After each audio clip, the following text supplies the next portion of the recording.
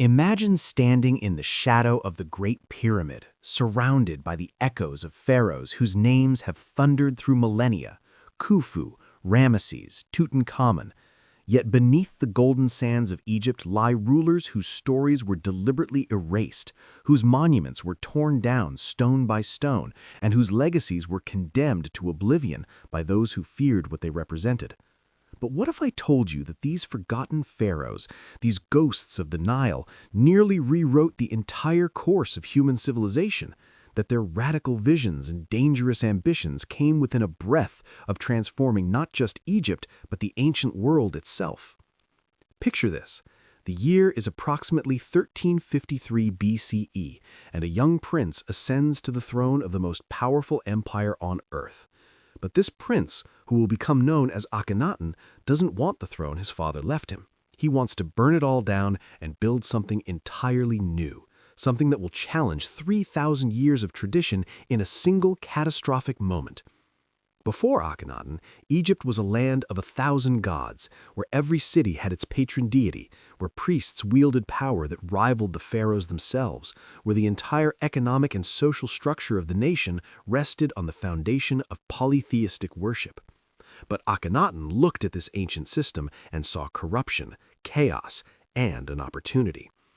In one of the most audacious moves in human history, he declared that all the gods of Egypt were false, all except one, the Aten, the sun disk, a minor deity that he elevated to the status of the one true God, making him perhaps the first monotheist in recorded history, preceding Moses and Abraham in the archaeological record, though the exact chronology remains debated among scholars.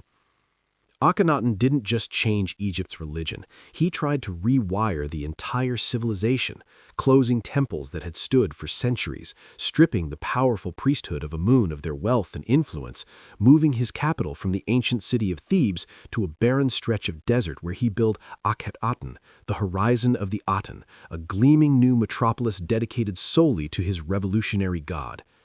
Imagine the shock that rippled through Egypt.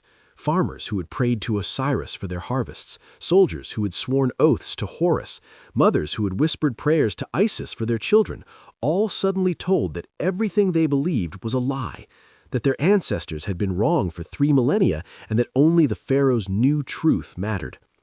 The art of the period reflects this radical break from tradition. Gone were the rigid, idealized depictions of pharaohs as eternal and perfect, replaced by startlingly realistic, almost alien portraits of Akhenaten himself, with his elongated skull, feminine hips, and protruding belly. Whether these features were real, symbolic, or the result of a medical condition remains one of Egyptology's enduring mysteries. For nearly 2 decades, Akhenaten ruled from his desert paradise, composing beautiful hymns to the Aten, some of which bear striking similarities to later biblical psalms, raising questions about cultural transmission that still ignite scholarly debate. But while the pharaoh composed poetry and contemplated the divine, his empire was crumbling. The Amarna letters, a cache of diplomatic correspondence discovered in the ruins of Akhenaten, reveal a world in crisis. Vassal kings in Syria and Canaan begging for military support against invading forces, letters that went unanswered as Akhenaten remained obsessed with his religious revolution, caring more about the purity of worship than the integrity of his borders. And when he died, possibly murdered, possibly from natural causes, the backlash was immediate and total. His successors, including the boy king Tutankhamun, systematically erased every trace of the heretic pharaoh.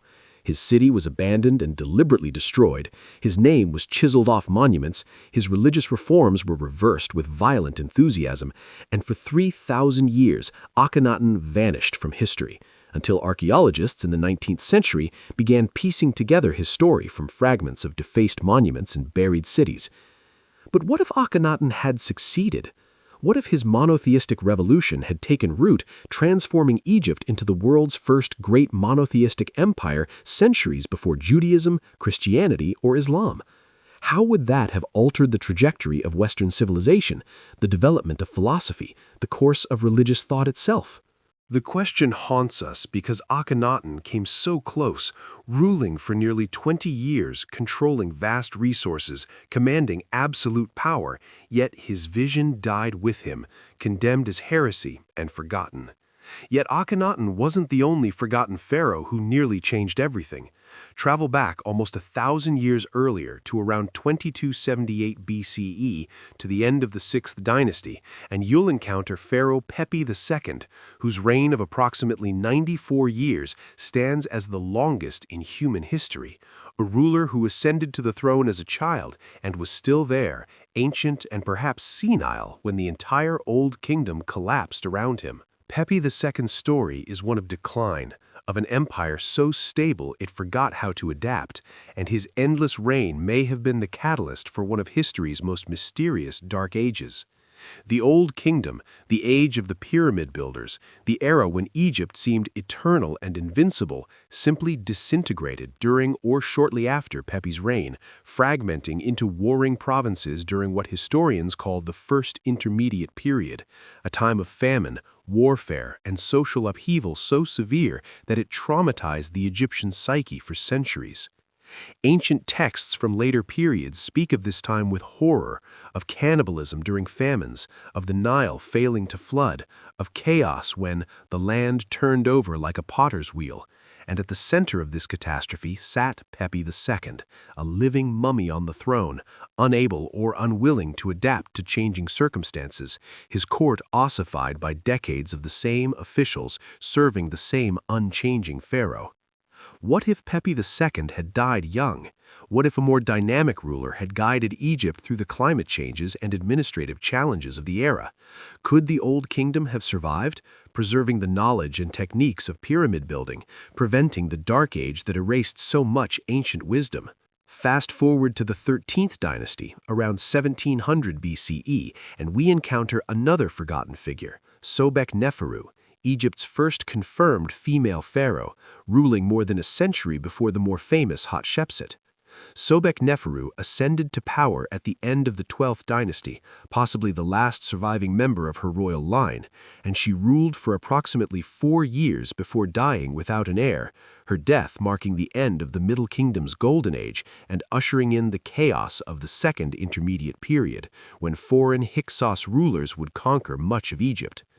The fragmentary evidence we have suggests Sobek-Neferu was a capable ruler, depicted in art with both male and female attributes, wearing the traditional false beard of kingship while maintaining feminine dress, attempting to embody the complete authority of pharaoh in a society that had no real template for a female king.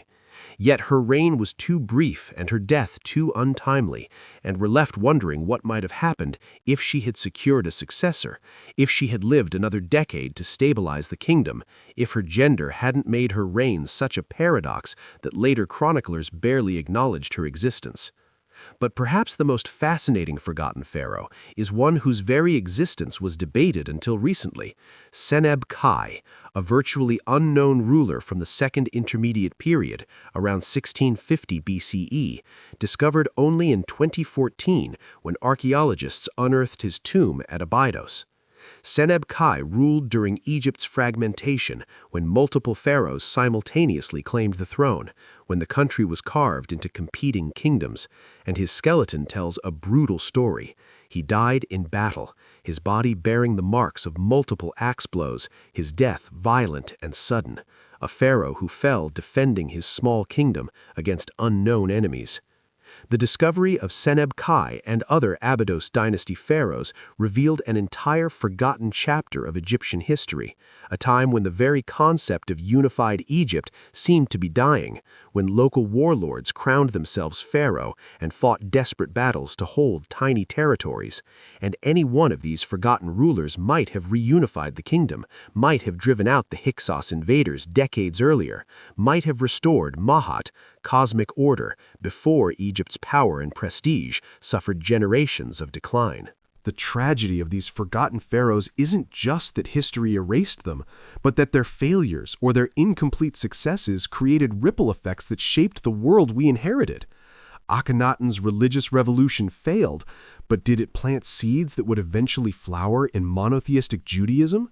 Did Moses, if he was a historical figure, witness or hear stories of this pharaoh who worshipped one god? Did the Aten cult influence the development of Western religious thought in ways we can never fully trace? Pepi II's endless, stagnant reign and the dark age that followed destroyed knowledge we'll never recover. Pyramid-building techniques, mathematical formulas, astronomical observations, medical treatments, all lost in the chaos. Imagine the scientific and architectural advances humanity might have achieved centuries earlier if that knowledge had survived. Sobekneferu's brief reign and the gender barriers she faced make us wonder how many brilliant women were denied power throughout ancient history. How many potential Cleopatras or Hatshepsuts died in obscurity because they were born female in civilizations that couldn't conceive of female authority? How much slower human progress was because we excluded half our population from leadership? These forgotten pharaohs haunt us because they represent alternate histories, roads not taken, moments when everything could have been different, when one decision, one longer reign, one successful reform might have altered the course of civilization itself. And unlike the great pharaohs we remember, whose stories feel inevitable, these forgotten rulers remind us how contingent history really is, how easily the great moments slip into darkness, how many potential turning points were lost simply because the right person died too soon, or the wrong person lived too long, or a radical idea was rejected by a conservative society. Today, as archaeologists continue excavating Egypt's sands, they keep finding more forgotten pharaohs, more hidden tombs, more erased names chiseled back into existence by patient scholarship. And each discovery reminds us that the history we think we know is incomplete, that beneath every established narrative lie forgotten stories of ambition, failure, tragedy, and missed opportunity. That the pharaohs we remember, Khufu, Ramesses, Tutankhamun, were just the lucky ones whose stories survived the millennia, while countless others, equally ambitious, equally powerful, equally convinced of their own immortality, dissolved into sand and silence, their monuments destroyed, their names forbidden, their dreams of changing history reduced to fragments that we're only now beginning to piece together. And perhaps that's the ultimate lesson of the forgotten pharaohs, that fame is fragile, that even absolute power fades, that history is written by survivors and victors, but that every erased name was once a living person who believed their legacy would last forever, who made choices that rippled through time in ways they never imagined, who almost changed everything.